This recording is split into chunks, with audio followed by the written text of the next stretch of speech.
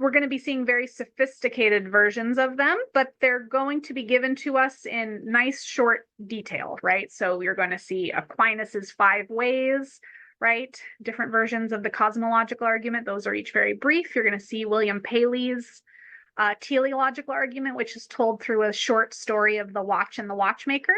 That's a fun one we'll talk about on Thursday. Okay, so make sure that you get a sense of each of these arguments before you come to class on Thursday, so that I can answer questions about the, right, because there are a lot of different arguments, and I want to be able to answer questions you have about them.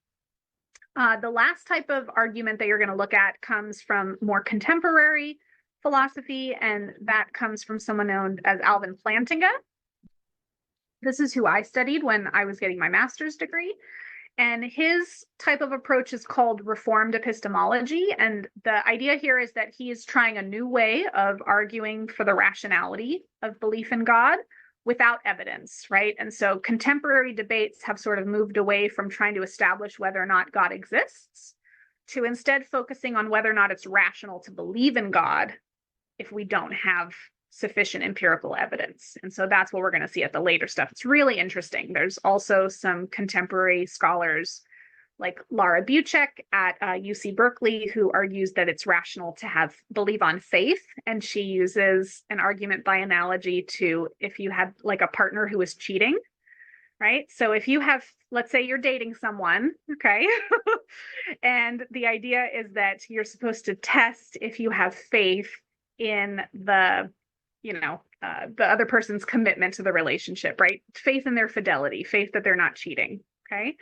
So now let's say you were given evidence about whether or not the person you're dating is cheating, okay? So Laura Bucek's argument is that if you really have faith in that person's commitment to you, should you look at the evidence? What do you think? Aidan says yes. Even if you have faith, you should still look at the evidence. Carolina, you were sort of saying no, but now you're saying yes? What do you think? Anyone say no? If you have faith, you should not look at the evidence? That's what Laura Bucek argues. So she's arguing here that true faith, right, genuine faith, means not looking at the evidence. Because if you look at the evidence, that means that you are expressing doubt, right? And that you need the evidence to confirm one way or the other.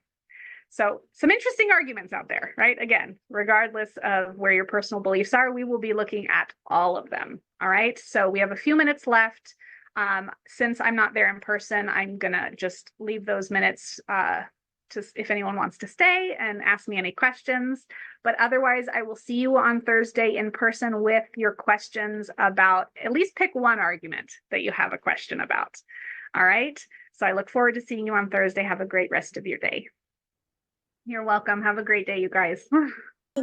No, there's a lot of debate about this. And so one question you want to ask first and foremost is, are you going to be treating religious beliefs differently than other types of beliefs, right? So most philosophers want to say no, right? They want to say that we should be treating religious beliefs like any other type of belief. And so in that case, most of us feel like in order to be rational or justified in whatever beliefs you're taking, you should at least be responsible for the evidence that you would easily be able to access if you tried, right? So like trying to come up with reasonable standards of like, should anyone be interested in, trying to determine the truth of this proposition, they would have easily been able to access this evidence. And so we're at least going to hold you responsible for that.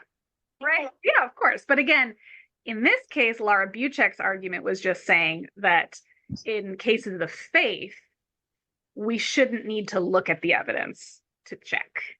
Exactly.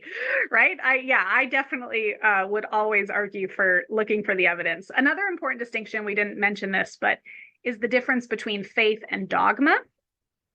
Faith is when you believe something just without any evidence, right?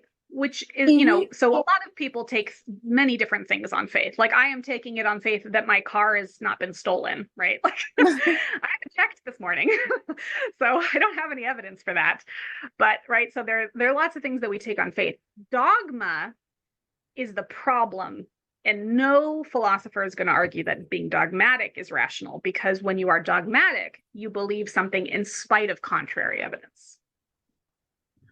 Ah, okay. Right? So it's a difference between just not having evidence and then forming a belief versus ignoring counter evidence or evidence that would otherwise undermine your belief if you took it seriously.